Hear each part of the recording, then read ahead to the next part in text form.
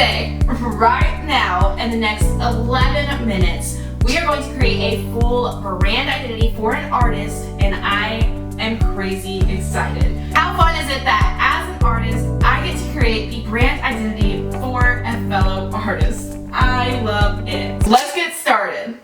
The first step to creating a brand identity after you complete your initial research is to find a font for the main word mark of the brand. Let's head over to Envato Elements to source a few fonts that I can choose from for this word mark. Check out the link in the description down below for a free 7-day trial to Envato Elements. After laying these fonts out, I can honestly already tell that I want to go with this very first one here. Normally I have a few that I'm like stuck on, but this one, the first font, just works the best, I think. This client has a lot of emphasis around paint in their business, and I am sort of seeing a paint roller in this little swoosh here connecting the G and the L. So now that we have our font chosen, the next step is actually customizing that font to make it unique to the business and this brand. This helps to create a lot of credibility as well as make the business more recognizable in the market. As I mentioned, there's a lot of emphasis on paint in this business, so I want the branding to really represent that. I love the connection of the U and the R here, and I think I can make this into a paint drip effect. So I'm going to use my pencil tool, which is the letter N on your keyboard, and I'm going to use the pencil tool to draw this little paint drip effect from the bottom of the line. Using my pencil tool makes the actual shape of this letter transform into the new shape that I'm creating. That's why I prefer to use the pencil tool over the direct selection tool or the pen tool.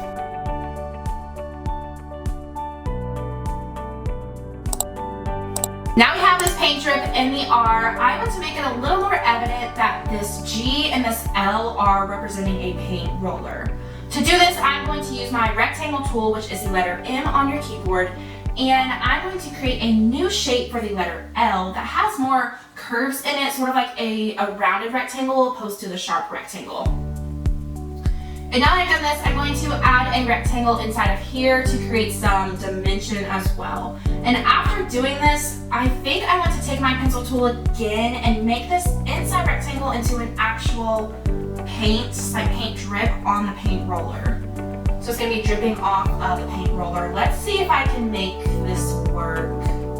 Okay, yeah, I'm really liking how that L looks, and I feel like it's way more recognizable now that it has that paint drip in there. It looks more like a paint roller. The customization to this typeface is looking pretty good so far. Now my client did request some sort of paint strokes behind the word mark, so I am going to go ahead and do that. It does make sense for this business to have this sort of negative space effect in it and with those paint strokes. You don't always want to do something that your client is requesting. You are the designer. You should make all of the design decisions as long as they are backed by strategy. And in this case, this one made a lot of sense to go ahead and go this route with the brand direction. So we are going to go forward with trying to add in these paint strokes to the back of the word mark. So I'm taking a paint stroke from Envato Elements, and I'm going to place it behind the word mark and just see how this looks. The letters of the word mark should be sort of like cutting out parts of the paint strokes. So in order for me to really visualize this effect happening without doing any sort of destructive editing, what I'm actually going to do is just change the word mark to be the color white for now, since that's the same color as my background at the moment, so that it appears that the letters are transparent or cut out from the paint strokes, just creating that negative space effect without doing any destruction.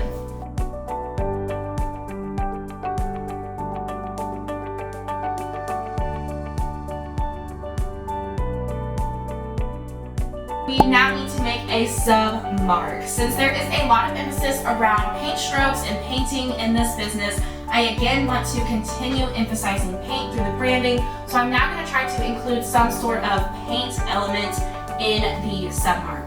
I am really loving the G and the L together, so I want to try to use it as my submark, but I'm just not really sure how it's going to work because it's sort of confusing on where the G and the L came from, since the name of the business is Laura English Art. The G and the L is obviously part of the English, but when you're just simply looking at this brand and only looking at the submark, I have to ask myself, does it really make sense? And I don't think that it does.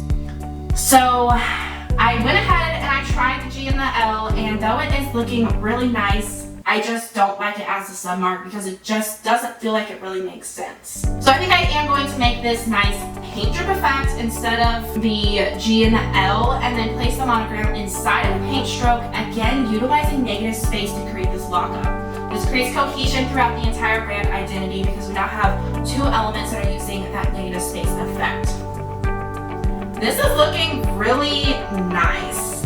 Now we're ready to add some color to this brand. I know the nature of this business revolves around the outdoors and that the business owner is an avid outdoors lover. So I do want to include some of that outdoorsy aesthetic in the branding through this color scheme. I think I'm going to use some browns to represent the soils of the earth and some reds to represent sunsets and some flowers such as maybe a rose. This business does also do some resin art, and I know that the owner has done some flower pressing in the past as well. So I want to try to include some of that aspect of the business in the branding also. Now for the pattern, I am just going to take elements that we've already used in the logo and place them in a seamless pattern layout. Using elements from the logo creates cohesion again throughout the brand identity, and it is a great way to establish a strong, recognizable brand. Our brand is complete. I am now ready to introduce you to Laura English Art.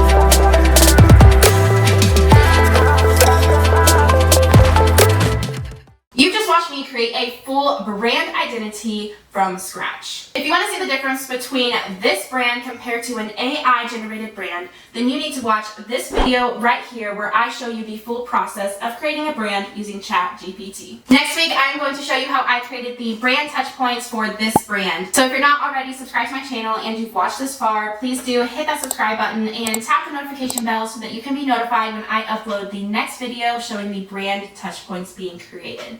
This includes the business cards as well as the social media graphics. But for now, until the next video, remember to become the brand and bye!